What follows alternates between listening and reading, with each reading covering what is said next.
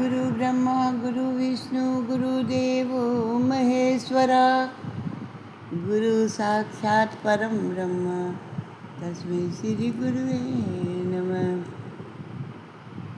नमो नमो परमात्मा नमो नमो गुरुदेव नमो नमो माता पिता गुरु चरण की से गजानंद आनंद करो सुख संपत्ति में सिर दुर्जन को सज्जन करो नूत जिमाऊं खीर। हनुमान तेरी हाँक से कापे लंका कोट पाए पर श्री राम के पहने लाल लंगोट। ओम गणेशाय नमः ओम सरस्वती देव्याय नमः ओम गुरुदेवाय नमः। सियापति रामचंद्र की जय उमापति महादेव की जय वृंदावन कृष्ण चंद्र की जय पवन सुत हनुमान की जय।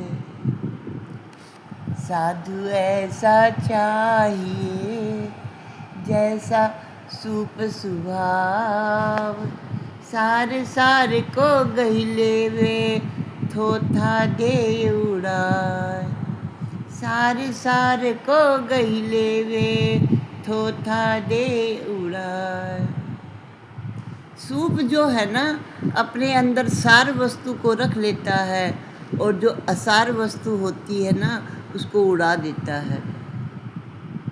इसी प्रकार मानव को अपना स्वभाव बनाना चाहिए। साधारणतः मनुष्य का स्वभाव ऐसा है कि उसे अपने अवगुण चाहे कितने भी क्यों नहीं हो दिखाई देते ही नहीं, किंतु दूसरों के अवगुण वाली अल्प क्रिया भी उन्हें अखर जाती है। ऐसा क्यों? इसका कारण है कि वह दूसरों को तुच्छ समझता है और खुद को महान समझता है। अगर हम उंगली से इशारा करते हैं कि अमुक व्यक्ति ऐसा है तो 3 उंगली स्वाभाविक रूप से हमारी ओर निर्देश करती है कि उसमें तो केवल 1 अवगुण है, अरे तुझ में तो 3 है। जरा विचार करके तो देख। हम दूसरों में दोष निकालते फिरते हैं, लेकिन साधु संत जो है वो दूसरों के अवगुण को नहीं देखते। सार वस्तु जो है कि परमात्मा सबके अंदर विराजमान है, साधु पुरुष सबके अंदर परमात्मा को ही देखते हैं। सुखदेव जी कहते हैं कि हे राजा परीक्षित, आज मैं तुम्हें कर्दम ऋषि और देवहूति की कथा सुनाता हूँ।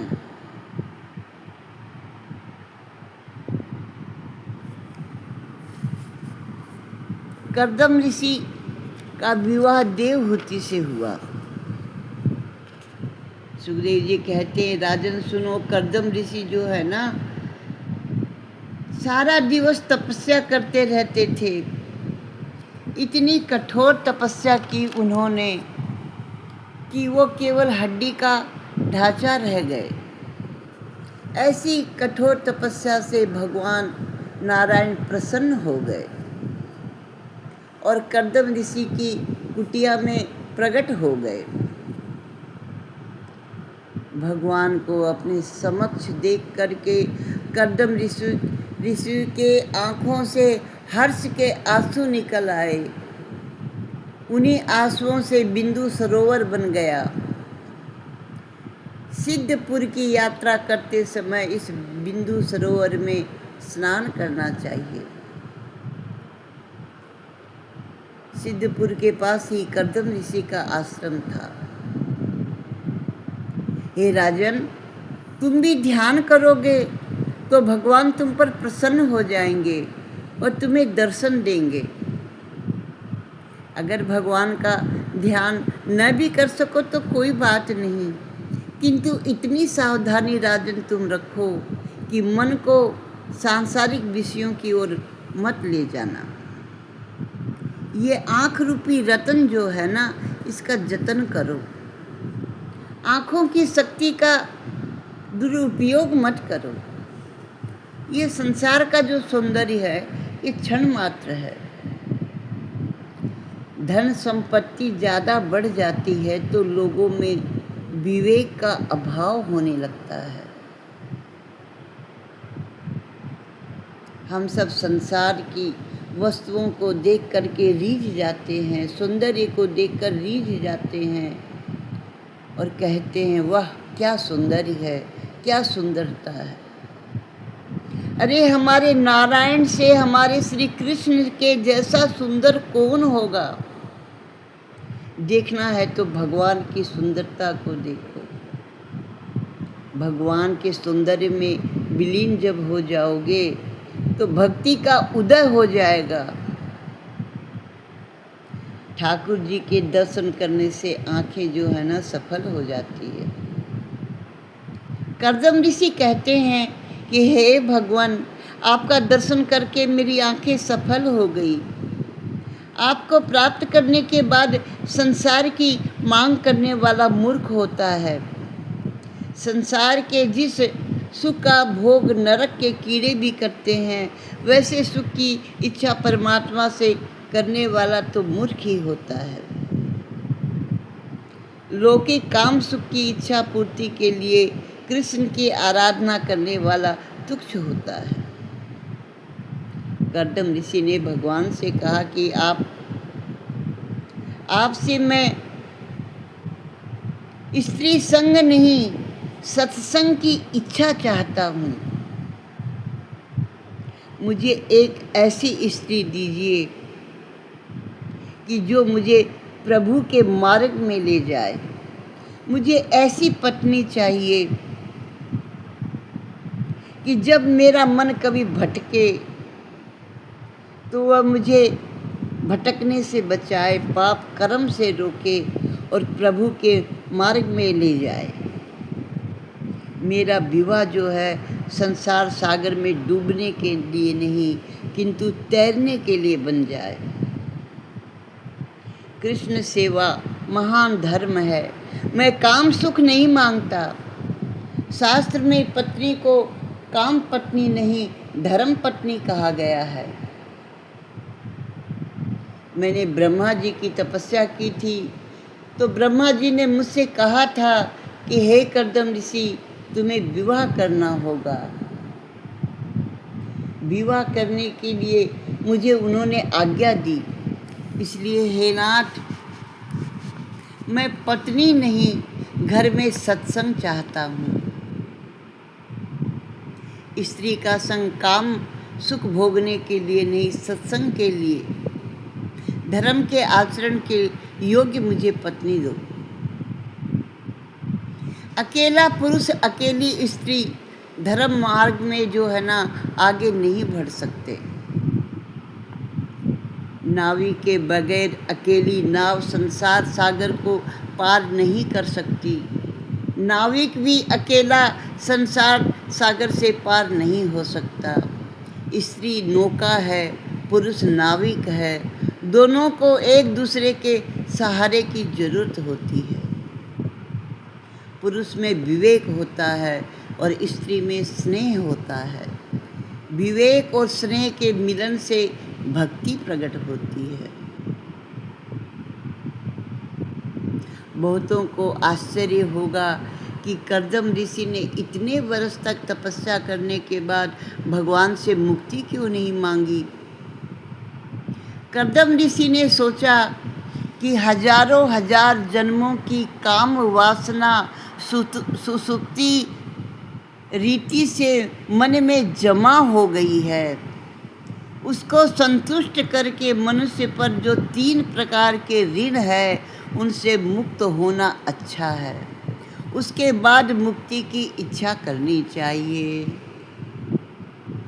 भगवान ने कहा, हे कर्दम, 2 दिन के बाद मनु महाराज तुम्हारे पास आएंगे।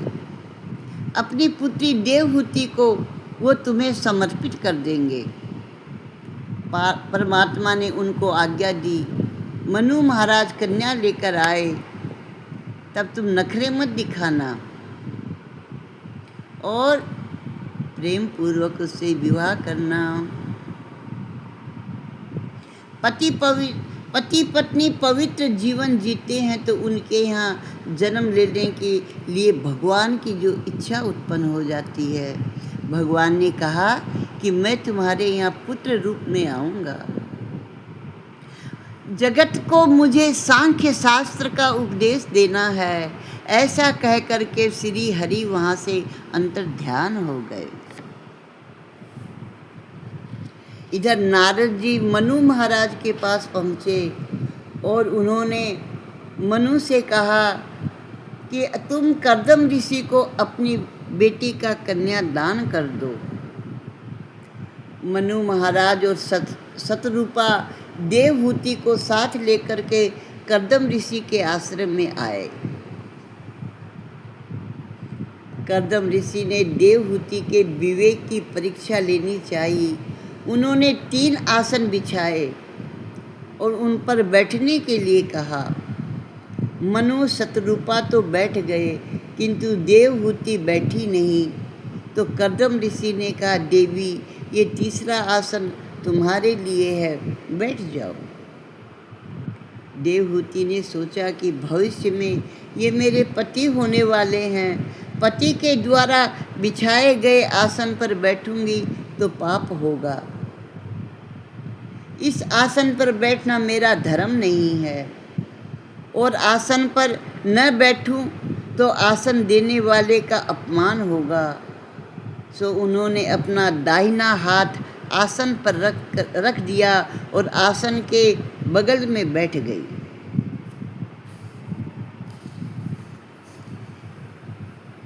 वह ज्ञानी कन्या थी। आजकल के ज़माने की होती तो आसन पर पहले से ही बैठ जाती।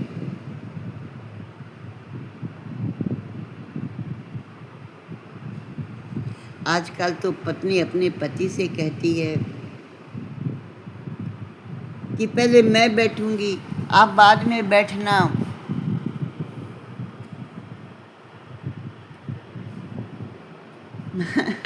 कर्दम ऋषि कहते हैं कि ये कन्या मेरे योग्य है।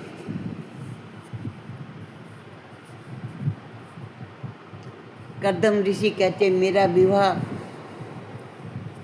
काम के विनाश के लिए मैं करूँगा। काम जो है कृष्ण के मिलन में विघ्न करता है, उसी काम को मुझे मारना है।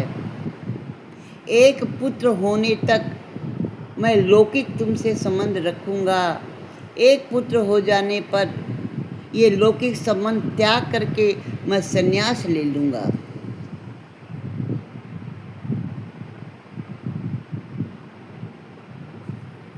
कर्दम ऋषि ने आदर्श बताया, मेरा विवाह एक सतपुत्र के लिए है, उसके बाद मैं संन्यास दूंगा, ये मेरी प्रतिज्ञा है। अगर तुम्हारी कन्या को मान हो तो मैं विवाह करने के लिए तैयार हूँ। मनु महाराज ने पुत्री से कहा, ये तो विवाह के समय से ही संन्यास की बात करने लगे हैं। किंतु देवहूति भी असाधारण थी। सुखदेव जी वर्णन करते हैं कि देवहूति ने कहा कि मुझे तो ऐसे ही पति की ज़रूरत थी। कामांध होकर के संसार सागर में डूबने के लिए ये गृहस्थ आश्रम नहीं है। मेरी ऐसी इच्छा है कि मुझे कोई जितेंद्रिय पति मिले। देव को बुलाने वाली शक्ति ही देव होती है। निष्काम बुद्धि ही देव को बुला सकती है। मनु महाराज ने विधि पूर्वक कन्यादान कर दिया। देवहूति और कर्दम ऋषि का विवाह संपन्न हो गया। देवहूति कर्दम ऋषि के आश्रम में रहने लगी। उन्होंने सोचा कि मेरे पति तो तपस्वी हैं, अतः मुझे भी तपस्विनी होना ही चाहिए। वे दोनों 12 बरस तक एक ही घर में रहते हुए भी संयमी और निर्विकारी रहे।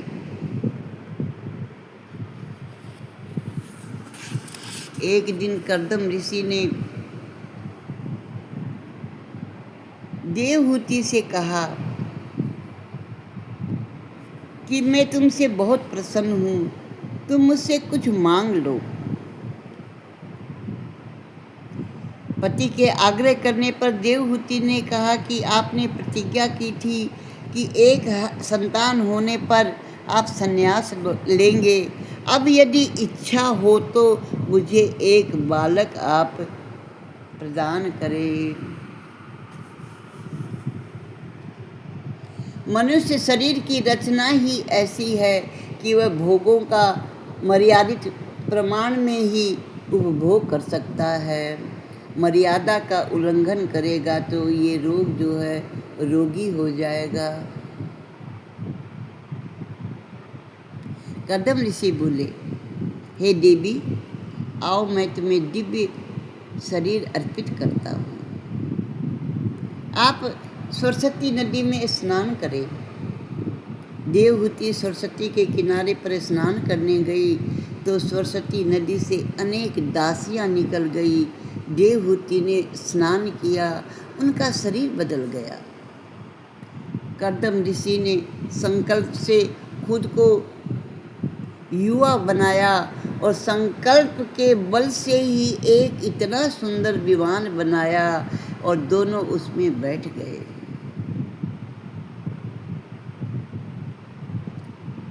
कथा में शांत और करुणा रस प्रधान है। श्रृंगार रस का वर्णन करना कथा में इतना औचित्य नहीं है। कर्दम ऋषि और देवहूति ने 100 वर्ष तक और उस विमान में यात्रा करते करते गृहस्थ जीवन का उपयोग किया। बहुत सारी यात्राएं की। उस विमान में संसार की सब सुविधा उपलब्ध थी। इन 100 वर्षों में देवहूति को 9 कन्या हुई, किंतु एक पुत्र भी नहीं हुआ। जो 9 कन्याओं का पिता होता है उसी के यहाँ कपिल भगवान आते हैं। 9 कन्याओं का अर्थ है नवदा भक्ति। नवदा भक्ति के बिना ज्ञान नहीं होता। नवदा भक्ति के न होने तक कपिल अर्थात ज्ञान प्राप्त नहीं होता। श्रवण, कीर्तन, स्मरण, पाद सेवन, अर्चन, बंदन, साख्य और आत्मनिवेदन, ये 9 अंग जो है नवदा भक्ति में आते हैं। नवदा भक्ति के सिद्ध हो जाने पर कपिल भगवान का अवतार होता है। भक्ति जो है वो ज्ञान रूप में बदल जाती है। भक्ति की उत्तर अवस्था का ही नाम ज्ञान है।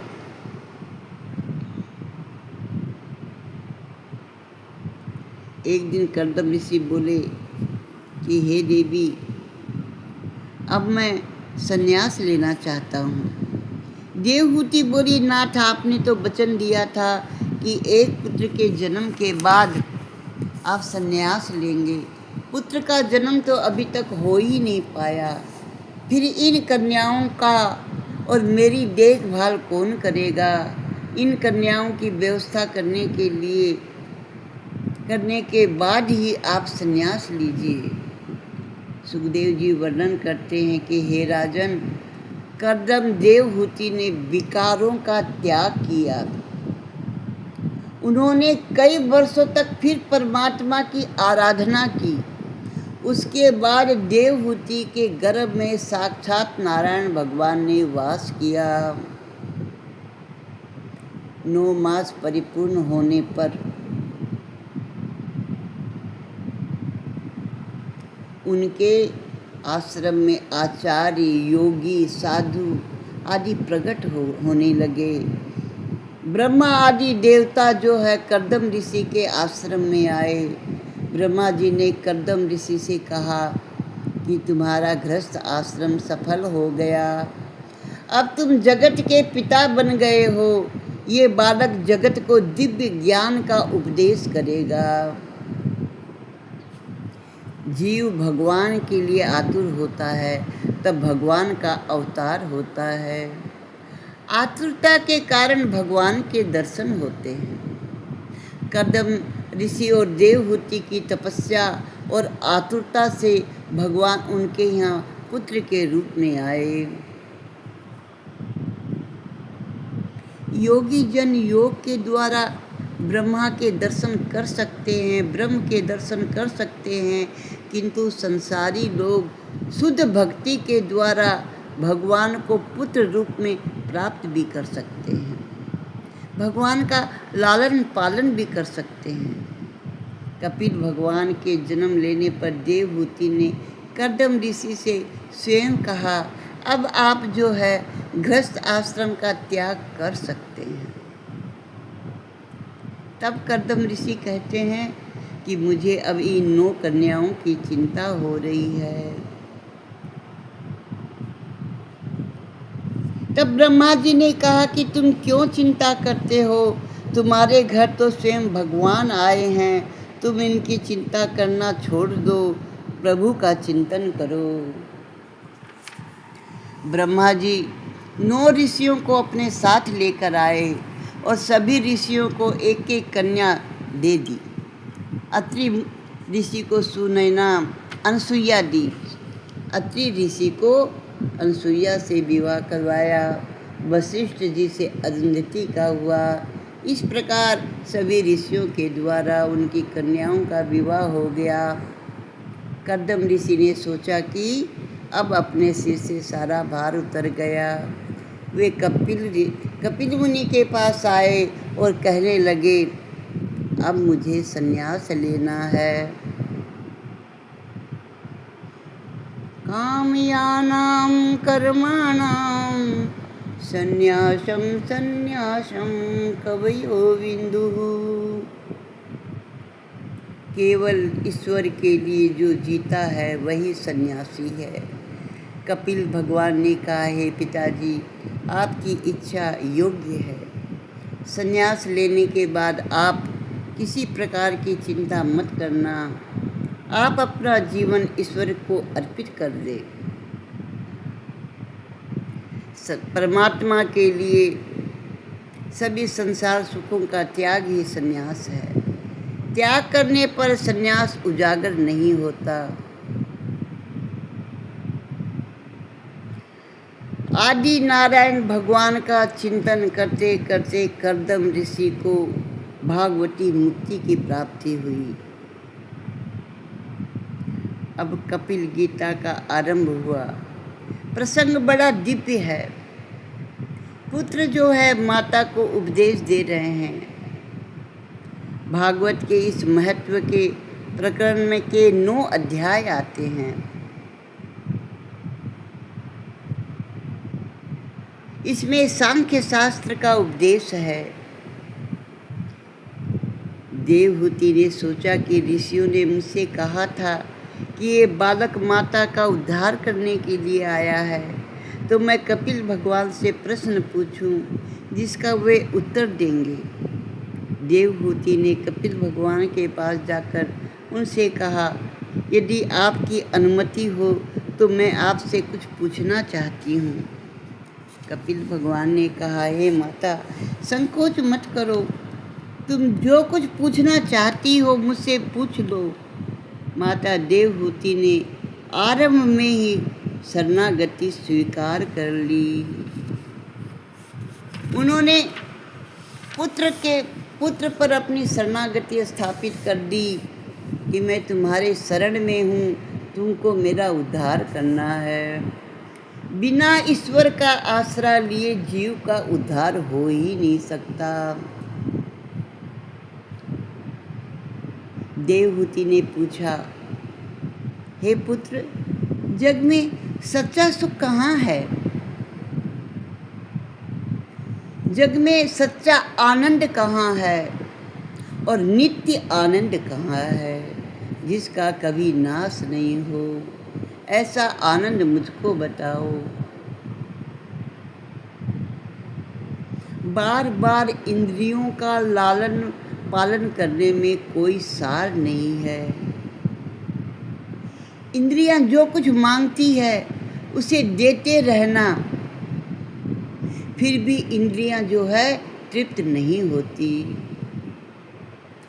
हर रोज नए नए विषय मांगती है इंद्रियां। जीव को रस सुख की ओर खींचती है। आंखें जो है रूप सुख की ओर खींचती है, त्वचा स्पर्श के सुख को खींचती है। कई लोग तो याद करते हैं कि 2 महीने पहले मैंने वो अमुक वस्तु खाई थी, आज तक उसका स्वाद बना हुआ है, बहुत दिन हो गए, उसे खाना है। ये जीव का स्वाद। खा पी कर जीव को कभी संतोष नहीं हुआ, न आँखों को संतोष हुआ।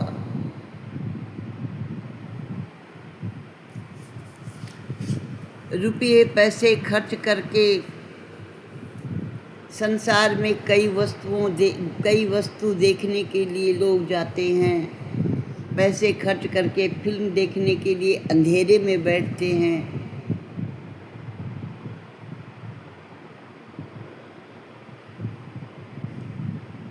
एक स्थान पर शंकर स्वामी कहते हैं कि इंद्रियां जो है ना, ये चोर हैं। इंद्रियां तो चोर से भी अधिक बुरी हैं। चोर तो जिसके घर में जिसके सहारे रहता है वहाँ चोरी नहीं करता, जबकि इंद्रियां तो अपने पति के समान आत्मस्वरूप को भी धोखा देती है। देवहूति कहती है कि इन चोर सी इंद्रियों से मैं उकता गई हूँ पुत्र। मुझे बताओ कि जगत में सच्चा सुख कहाँ है, सच्चा आनंद कहाँ है, उसे पाने का कौन सा साधन है। कपिल भगवान को बड़ा आनंद हुआ। वे बोले, माता जी, किसी भी जड़ वस्तु में आनंद हो ही नहीं सकता। आनंद तो आत्मा का स्वरूप है। अज्ञानवश जीव जड़ वस्तु में आनंद को ढूंढता है। जड़ वस्तु में आनंद है ही नहीं। संसार के विषय सुख तो देते हैं आनंद, लेकिन ये आनंद नहीं है। संसार के विषय जो हैं सुख दे सकते हैं, सुख देते हैं, लेकिन आनंद नहीं दे सकते। जो आपको सुख देता है वह तुम्हें दुख भी देता है, किंतु भगवान तो है वो हमेशा केवल आनंद ही आनंद देते हैं, क्योंकि परमात्मा का स्वरूप जो है वो आनंदमय है। श्रीमन नारायण नारायण हरि हरि, श्रीमन नारायण नारायण हरि हरि। आगे की कथा क्रमशः।